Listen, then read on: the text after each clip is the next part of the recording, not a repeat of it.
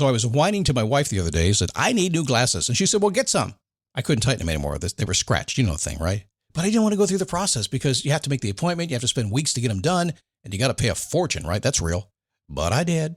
I spent $500 on frames and glasses, and that was cheap. And then I ordered a pair from my sponsor, Zenni Optical, for $70. Zenni is an online eyewear shop. Prescription glasses, sunglasses, blue light lenses, starting at under $30. You go to Zenni.com, you pick a frame, upload your prescription, and they ship it to your door. No appointment, no store, no upsell at the counter. And by the way, if you are saying, do I really need new glasses, or do I have to put up with one pair to do everything I need to do for the next 2 years? No! You can get what you want starting at under $30. And if you've never bought glasses online, don't worry about it. I haven't either. Zenni has a virtual try-on, so you can see exactly how the frame looks before you commit to buying them, with no salesman looking at you saying, those look good, but these expensive ones would look better. No, you don't get that. I'm excited. I can't wait to get my Zenni glasses and tell you more about them. If your glasses are overdue for a refresh, now's the time. Go to Zenni.com/podcast and use the code podcast15 for 15% off your first order. The styles sell out, so don't sit on it. That's Zenni.com/podcast. Promo code podcast15. You might have heard that live shopping is exploding. And I have to tell you, I have been on Whatnot for a couple of weeks now, and I see why it is. Now, Whatnot is my sponsor, and they are the reason I got on the platform and checked it out. I'm glad they did. They made it easy for me. I'm going to make it easy for you. I love it.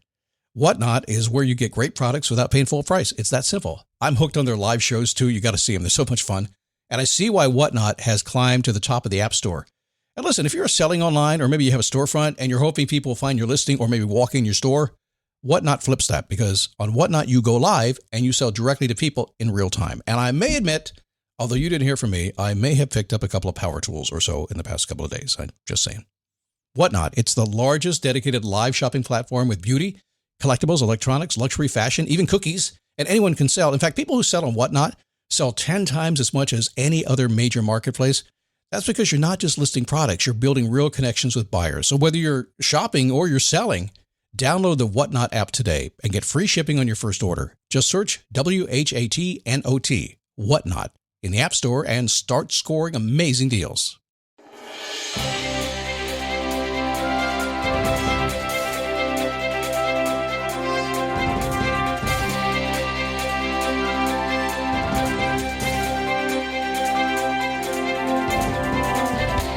So somebody asked me, he said, Scott, what is driving your post-COVID energy boost? And I said, sitting on my butt for 4 straight days.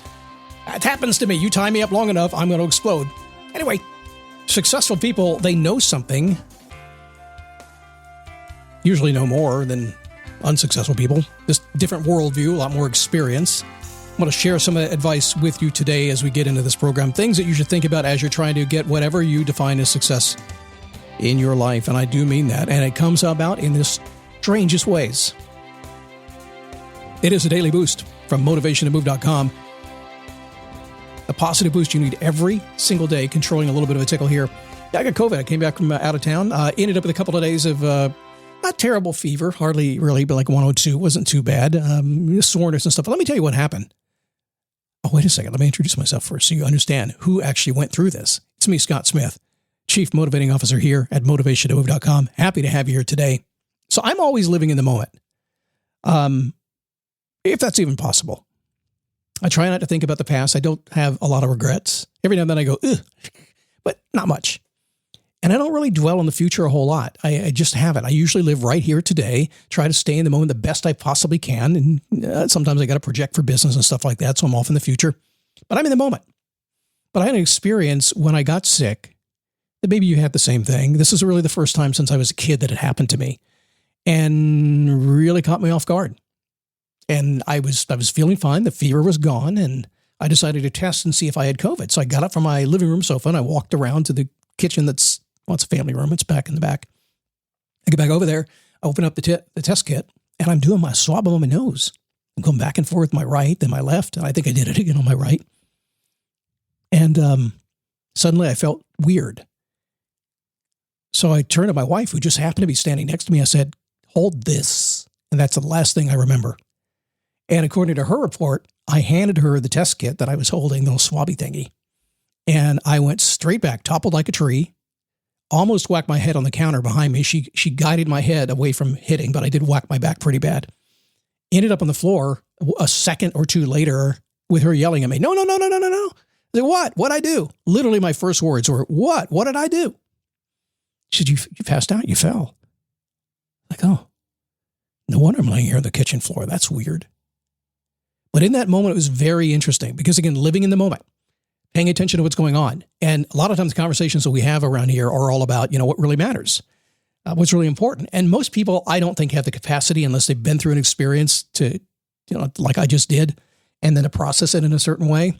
I don't think they understand. And for me personally, in that moment, I really just had a very big eye-opening. I know it wasn't real serious. I'm fine. Everything's good. But man, it was like, I didn't even have a chance to do anything. I was gone. I was out. And I came back. And in that moment, it was like, it wasn't so bad. I was just gone. And it really got under my skin a little bit because I started thinking about that. And it started realigning things in my mind about how I think. I wanted to share that with you. I don't know if it means anything at all. I'm okay. But one thing you'll find if you hang out with me a little bit, I will take experiences like that and try to process them and figure out exactly what it means to me. It's going to have an impact on me. Just an itty bitty little thing. It's not scaring me, not in any way, but it's going to have an impact on what I do. And I can feel it already coming into me. So let's talk about what successful people know, if that's okay. Mark Cuban, pretty successful guy. I saw him out at a conference recently doing his thing. Same there that he is everywhere. He's him. Love him, hate him. Drove past the Mavericks training facility there in, where was that? I don't know where it was. So one thing that he says is work like someone is working 24 hours a day will take it away from you.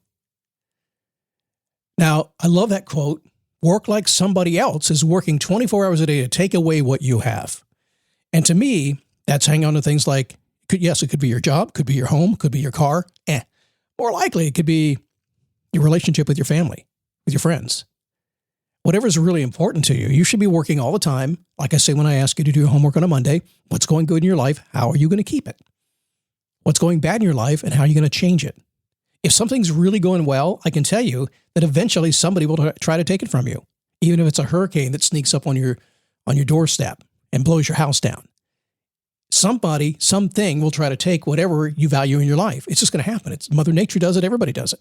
So if you don't continuously stay on guard to maintain what's important to you, you will lose it someday. We don't want that to happen. It's not the dreaming, it's the doing.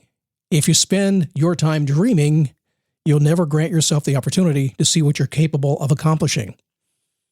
This is rampant in the day of Google. Most people are training, dreaming, never doing. I cannot tell you how many people I work with to launch podcasts. I don't do that. I don't talk about that.